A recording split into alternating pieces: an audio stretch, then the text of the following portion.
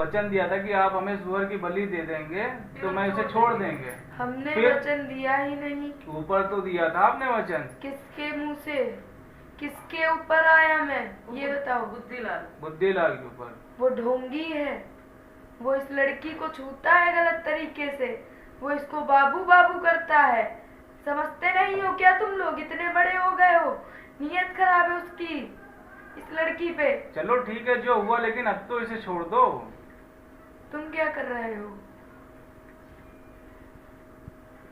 क्या कर रहे हो लड़के तुम? अरे आप इसे छोड़ दो बस। अच्छा ये घूर बताइए, क्यों रहे हो हमको? ये क्यों घूर रहा है हमको? आप इन्हीं से पूछो। क्यों घूर रहे हो हमको? कौन लगती है ये लड़की तुम्हारी? बहन है। मर जाएगी, किसी की जिंदगी नहीं रुकेगी। 5 साल से बर्बाद की है सबका घर। लड़के ने कहाँ बर्बाद किया सबका घर? सबको परेशान तो इसी ने कर रखा है तबीयत की वजह से। हम ही तो खराब करते हैं इसकी तबीयत। तो क्यों खराब करते हैं आप?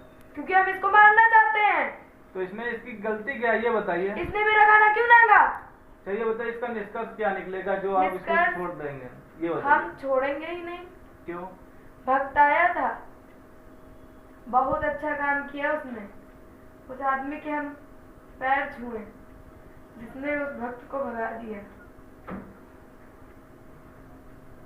अब हम जा रहे हैं। लड़की को बहुत दर्द होगा, अभी और दर्द देंगे, मार डालेंगे तो 1 हफ्ते के अंदर अंदर। क्यों मार दोगे? आप में से शायद कुछ लोग इस क्लिप पर हंस रहे हों या इसका मजाक उड़ा रहे हों, लेकिन जब तक ये बातें हम पर नहीं आती तब तक हम ऐसा सोच सकते हैं। बाइबल हमें समझाती है कि हम 2 संसार की लड़ाइयों में फंस गए हैं। ये जंग अच्छाई और बुराई के बीच में है, ये जंग परमेश्वर और शैतान के बीच में है। हम इंसानों को बनाने वाला परमेश्वर एक ही है और वो हमसे प्यार भी करता है, लेकिन फिर ऐसा क्यों है कि इस संसार में बुराई बढ़ती जा रही है, इस संसार में पाप बढ़ता जा रहा है और उसकी परेशानियां भी बढ़ती जा रही हैं। परमेश्वर के वचन बाइबल में ऐसा दिया है कि जब कोई अशुद्ध आत्मा किसी के अंदर से निकाली जाती है तो वो सूखे स्थान में विश्राम ढूंढती है और उसे मिलता, तब वो उसी घर में जहाँ से वो निकाली गई थी फिर लौटना चाहती है और उस घर को सजा सजाया पाती है। तब वो अपने से भी 7 बुरी और आत्माओं को अपने साथ ले आती है और उस मनुष्य के अंदर फिर बैठ जाती है और उसकी दशा और ख़राब हो जाती है। इन बातों को कहने वाले का नाम यीशु मसीह है, जीसस क्राइस्ट, और वो ही इंसानियत की आखिरी उम्मीद है। यीशु मसीह खुदा का बेटा है जिसने हम सबों के पापों के लिए इस संसार में आकर पूरा दाम चुकाया है और हमें पापों से मुक्त किया है, उद्धार दिया है। लेकिन इस संसार के लोग जो पाप के विषय में बहुत कम जानते हैं, जिन्हें ये बिल्कुल आइडिया नहीं कि उनके पूर्वज और वो मिलकर कितना पाप कमा बैठे हैं, जिसका लीगल राइट शैतान के पास है।